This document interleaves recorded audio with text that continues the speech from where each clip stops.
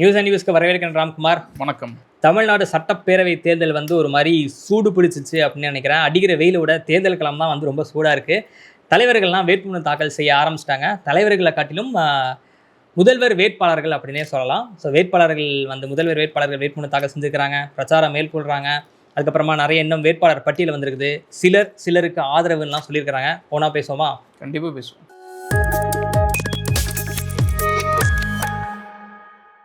First நம்ம பேசின மாதிரி முதல்வர் கேண்டிடேட்ஸ் வந்து வேட்புமனு தாக்கல் செஞ்சிருக்காங்க. இன்னைக்கு தான் வேட்புமனு தாக்கல் அதிகாரப்பூர்வமாக தொடங்குது. ஸோ ஆரம்பிச்ச உடனே போய் வேட்புமனு தாக்கலை செஞ்சுட்டாங்க. 3 பேர் பண்ணியிருக்கிறாங்க. கொளத்தூரில் மு.க. ஸ்டாலின் அவர்களும், காரைக்குடியில் நாம் தமிழர் கட்சியினுடைய சீமான் அவர்களும், பெரம்பூரில் தாவேகா விஜய் வந்துட்டாரா? ஒரு வழியாக வந்துட்டாரா? இதுக்கு மேலே வரலன்னா அப்புறம் வந்து நீங்கள் அது கூட வரமாட்டாருன்னு சொல்லிட்டு இருந்தீங்க. இல்லை, அது கூட வரமாட்டாருன்னு யார் சொன்னா? இது வரைக்கும் வரலன்னு சொல்லிட்டு இருந்தோம்.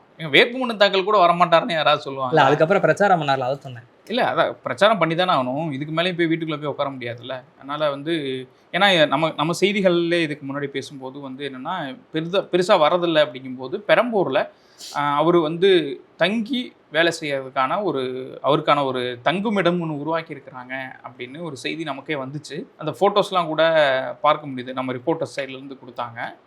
அந்த விஷயங்கள்லாம் பார்க்கும்போது அவர் பெரம்பூரில் தான் கண்டெஸ்ட் பண்ண போகிறாரு அப்படிங்கிறது அன்அஃபிஷியலாக வந்த விஷயங்கள். இப்போது பெரம்பூரில் அதிகாரப்பூர்வமாக அறிவிச்சிருக்கிறாரு. திருச்சியிலையும் கண்டெஸ்ட் பண்ண போகிறாரு. பெரம்பூரில் பிரச்சாரம் ஆரம்பிக்கும் போதுமே கூட அவர் இதற்கு முன்பு இருந்த சில அதே குற்றச்சாட்டுகள், பெண்களுக்கு எதிரான விஷயங்கள், போதைப்பொருள் அதிகமாகிருச்சு, அதே மாதிரி வந்து இங்கே ஊழல் அதிகமாகிருச்சுங்கிற மாதிரியான விமர்சனங்களை வச்சு இன்றைக்கி பெரம்பூரில் தன்னுடைய பிரச்சாரத்தை ஆரம்பிச்சிருக்கிறாரு. அப்படியே மெல்ல நகர்ந்து கொளத்தூரும் வந்திருக்காரு. கொளத்தூர்லேயும் சில விமர்சனங்கள் வச்சுருக்கிறாரு. கிட்டத்தட்ட எல்லா கட்சிகளுமே முதல்ல வந்து ஏற இறங்க கூட குறைய இருந்துச்சு. இவங்க வராங்க, இவங்க வரல, இவங்க எப்போ வேலையை ஆரம்பிக்க போகிறாங்கன்னு பேசிகிட்டு இருந்தோம். இப்போ எல்லாருமே வேலையை ஆரம்பிச்சிட்டாங்க. ஸோ இதில் வந்து இன்னும் டீட்டெயில்டான நிறைய விஷயங்கள் ஒளிஞ்சிக்கிட்டு இருக்குது. வரக்கூடிய நாட்களில் அது நிறையவும் பேசவும் முடியும்னு நினைக்கிறேன். பெரம்பூரில் விஜய் வந்து மக்களை சந்தித்து பிரச்சாரம் மேற்கொண்டார். அப்புறமா கொளத்தூரில் முதல்வர் ஸ்டாலின் அவரும் வந்து வேட்புமனு தாக்கல் செஞ்சுட்டு ஒரு சாலை வர பிரச்சாரம் மேற்கொண்டார். கூட்டம் பார்த்தா ஸ்டாலின் அவர்களுக்கு பெருசாக கூட்டமே இல்லை. விஜய் அவர்களுக்கு அதிக அளவில் கூட்டம் இருக்குது. அது வந்து நம்மளா சொல்லிக்கிறது இல்லைங்க, அவ்வளோ கேமரா இருக்குது, அத்தனை பேர் காமிக்கிறாங்க, நம்மளா சொல்லிக்கிறேன்னு எப்படி சொல்லுவீங்க? இல்லை, நீங்கள் கூட்டம் இருக்குது இல்லை அப்படிங்கிறத நீங்கள் பர்செப்ஷனெல்லாம் மாற்ற முடியும். இப்போது இது எல்லாமே வந்து ஒரு நரேட்டிவ்ஸ் தான். அது வந்து எண்ட் ஆஃப் த டே அது பார்க்கும்போது தெரியும். 2 பேரும் வேறு வேறு தொகுதிகளில் போட்டிடுறாங்க. இன்னொன்று 2 பேருடைய வெற்றியை பற்றின பொதுவாக இருக்கக்கூடிய பார்வைகளும் ஆல்மோஸ்ட் வந்து ப்ரெடிக்ட் பண்ணுற மாதிரியாக தான் இருக்கும். அதனால் இந்த கூட்டம் அதிகம், இந்த கூட்டம் கம்மி. அது ஏன்னா நம்ம இதற்கு முன்பு முதல்ல வந்து கரூர் கூட்டமாகட்டும், அதுக்கு முன்னாடி விஜயினுடைய கூட்டங்கள் ஆகட்டும், அதெல்லாம் வந்து மற்ற கட்சிகளால் கூட்ட முடியாதுன்னு பேசிகிட்டு இருந்தோம். அப்போ பேசும்போது கிட்டத்தட்ட இந்த 1 மாதத்துக்கு முன்னாடி இருந்த எல்லா கட்சிகளும் கூட்டங்களை காட்ட ஆரம்பிச்சிட்டாங்க. அதனால் இப்போ கூட்டங்கள் ஒரு பெரிய மேட்டரில், இந்த கூட்டம்லாம் எப்படி ஓட்டாக மாறுது அப்படிங்கிறதா மேட்ரு. ஸோ அதனால் இதுக்கு மேலே அதை பற்றின பெரிய விஷயங்கள் எனக்கு ஒன்றும் பெருசாக படலை. இன்னொன்று, இந்த 2 பேருமே வேறு வேறு தொகுதிகளில் போட்டிடுறதுனால இந்த 2 கூட்டங்களை வச்சு யார் பெருசு சிறுசு அப்படின்னு பேசுகிறதுக்கு ஒன்றும் பெரிய வேலிடான விஷயங்கள் இல்லைன்னு நான் நினைக்கிறேன். ஸோ அடுத்தது அவங்களும் தொடர்ந்து சாலை வளம் பிரச்சாரம்லாம் மேற்கொள்வாங்க. ஸோ நிறைய விஷயங்கள் பேசுவாங்க, என்னென்னு பார்க்கலாம். நாம் தமிழர் ஒருங்கிணைப்பாளர் சீமான் அவர்களும் காரைக்குடியில் தன்னுடைய பிரச்சாரத்தை அவர் நேற்று நைட்டு காரில் போயிருக்கிறாரு. பறக்கும் படை வந்து சோதனை பண்ணியிருக்கிறாங்க. அவர் நிப்பாட்டி பறக்கும் படையிட்ட நீங்கள் அங்கே பணம் கொடுத்ததை கேட்டிங்களா, இங்கே பணம் கொடுத்ததை கேட்டிங்களான்னு கேட்டிருந்தாரு. அதெல்லாம் தேவையில்லைன்னு நான் நினைக்கிறேன். ஏன்னா வந்து அவங்க அந்த டிஸ்ட்ரிக்டுக்குள்ளே இருக்கக்கூடிய சில விஷயங்களில் அட்ரஸ் பண்ணக்கூடியவங்களாம் இருப்பாங்க, தேர்தல் அதிகாரி. அவங்ககிட்ட போய் அவ்வளோ கோவப்பட்டு பேசுகிறதெல்லாம் ஒன்றும் அது தேவையில்லாத தவிர்த்துருக்கலான்னு தோணுச்சு. பட் வந்து ஓகே, அவரும் தீவிரமாக பிரச்சார களத்துக்கு போயிட்டாரு. பார்ப்போம். அவர் ரொம்ப தீவிரமாகவே இறங்கிட்டாரு. தொடர்ந்து அவர் தொண்டை போகிற அளவுக்கு பிரச்சாரம் பண்ணிட்டார். அதுக்குள்ள இன்னும் 20 நாள் இந்த தேர்தல்னு இல்லை, இதுக்கு முன்னாடியே அவர் வந்து பிரச்சாரம் ஆரம்பிக்கும் போது ஒரு குரல்ல இருப்பாரு, முடியும் போது மனுஷன் வேற குரல். ஆனால் விஷயம் என்னன்னா, இன்னும் 20 நாள் இருக்கு, அதுக்குள்ள அவருக்கு தொண்டை போயிடுச்சு. பாவம், என்ன பண்ண போறாரு அப்படின்றது தெரியல. ஸோ பார்க்கலாம். அடுத்து என்னன்னா, பாமகவுடைய 2ஆம் கட்ட வேட்பாளர்கள் பட்டியல் வெளியிட்டு நிறைவான வேட்பாளர் பட்டியல். ஸோ முதல்ல வந்து 3 வேட்பாளர்கள் அடங்கிய பட்டியல் வந்து ஆரம்பத்திலேயே வெளியிட்டு இருந்தாங்க. இப்போ வந்து ஒரு 15 பேர் கொண்ட பட்டியல் வெளியாகி இருக்கு. ஸோ அந்த 15 பேரில் வந்து கவனிக்கத்தக்கதுன்னா, சௌமியா அன்புமணி அவர்கள் தருமபுரியில் போட்டிடுறாங்க. விஜய் போட்டியிடக்கூடிய பெரம்பூர் தொகுதியில் திலகபாமா அவர்கள் போட்டிடுறாங்க. ஸோ அதுக்கப்புறமா மயிலம் சிவகுமார் அவர் தொகுதி மாதிரி அவர் ஒரு தொகுதியில் போட்டிடுறார். ஸோ இந்த மாதிரி நிறைய மாற்றங்கள் இருக்குது. இது தவிர்த்து உங்களுக்கு ஏதாவது அதில் ஆச்சரியப்படக்கூடிய ஏதாவது ஒரு மாற்றங்கள் அந்த மாதிரி ஏதாவது நீங்கள் பார்க்குறீங்களா? ஆச்சரியப்படக்கூடிய மாற்றங்கள்லாம் ஒன்றும் இல்லை. சிலது கணிக்க முடிஞ்சது. திலகபாமா அவர்கள், ஏன்னா அவங்க திரும்பவும் கண்டெஸ்ட் பண்ணுவாங்கன்னு தெரியும். போன முறை மக்களவைத் தேர்தலுக்கும் அவங்க தான் திண்டுக்கல்லில் போட்டிட்டாங்க. அதுக்கு முன்னாடியும் சில தேர்தல்களில் அவங்க வேட்பாளராக நின்றுருக்கிறாங்க. அவங்க அதில் என்னன்னா அவங்க ஏன் இவ்வளோ ஜம்பிங் இருக்குன்னு தெரில. தொகுதிக்கு தொகுதி இப்போ மக்களவைத் தேர்தலுக்கு திண்டுக்கல்ல போய் கண்டெஸ்ட் பண்ணாங்க. இப்போ பெரம்பூருக்கு வந்திருக்கிறாங்க. ஏன் இவ்வளோ ஜம்ப்பு? ஏன் பெரம்பூர் உங்களுக்கு ஆப்டான இடம்னா அங்கே இருக்கிற ஒரு கேண்டிடேட்டே போட்டிருக்கலாம்ல. ஏன் ஒருத்தரை வந்து இங்கேருந்து அங்கே, அங்கேருந்து இங்கே அப்படின்னு எந்த ஒரு தொகுதியில் வேலை செய்ய முடியாத மாதிரியாக தானே இருக்கும்.